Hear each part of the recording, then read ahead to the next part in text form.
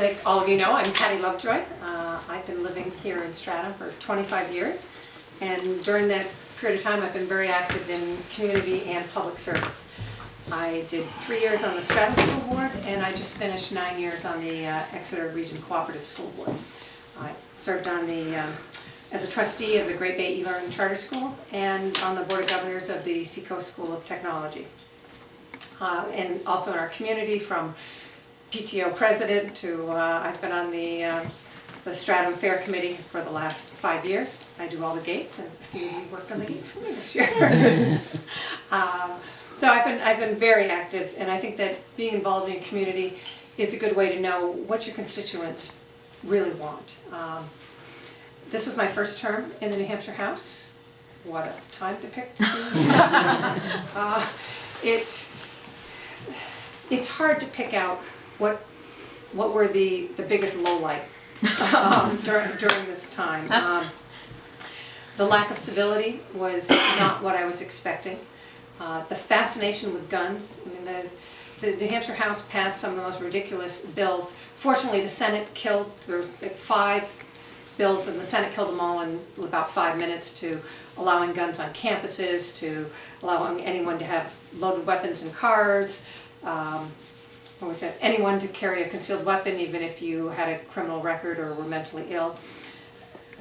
Those things, just completely surprised me. But the attacks on women, the attacks on education, I mean, that I just could not understand, even from a Republican point of view, why education would be attacked the way it was.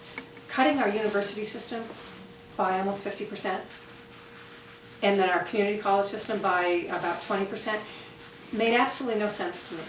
Especially at the same time where we cut the cut the cigarette tax by 10 cents, which has cost us about $12 million. We also decimated the audit division, which is the division that makes sure that our businesses pay the proper amount of taxes that they should. That cost us another $24 million. Those two together add up to what we cut the university system.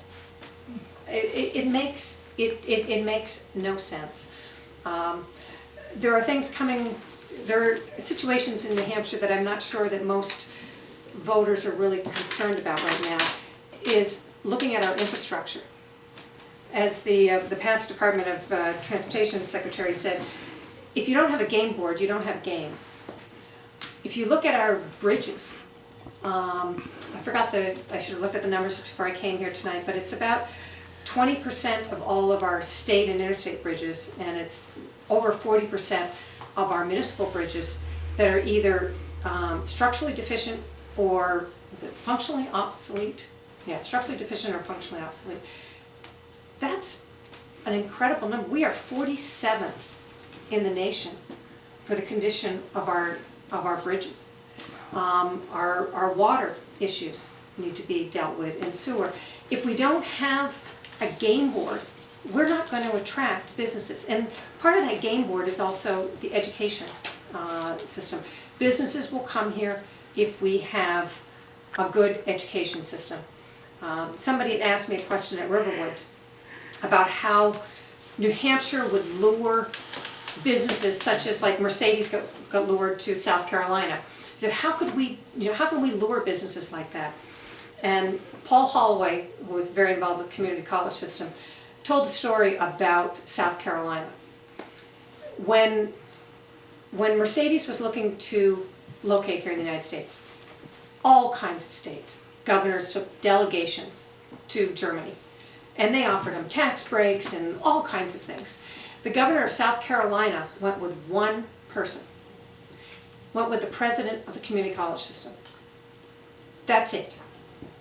And said to them, if you locate your business here, we will have the workers trained for you when you open up your business. Didn't offer them any tax breaks.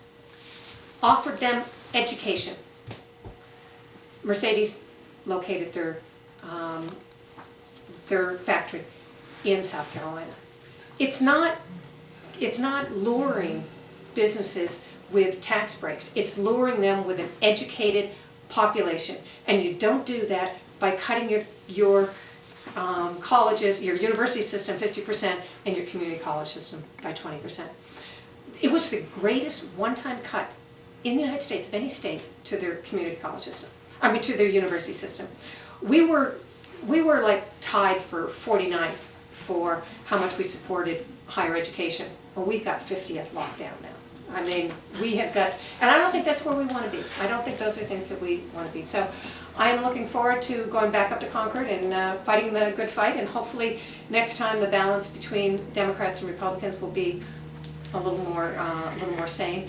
And I am running for the floterial, a New Hampshire word. It's not a real word. It's not in the dictionary. It's an at-large district. So I'm running for Stratham, Exeter, Newfields, and Newmarket. And Stratham, Exeter, and Newfields have been part of the SAU 16, so I've run in those towns many times. Newmarket is a first for me, so if you know anybody in Newmarket who will take a sign, I'd love to hear about it. Thank you very much.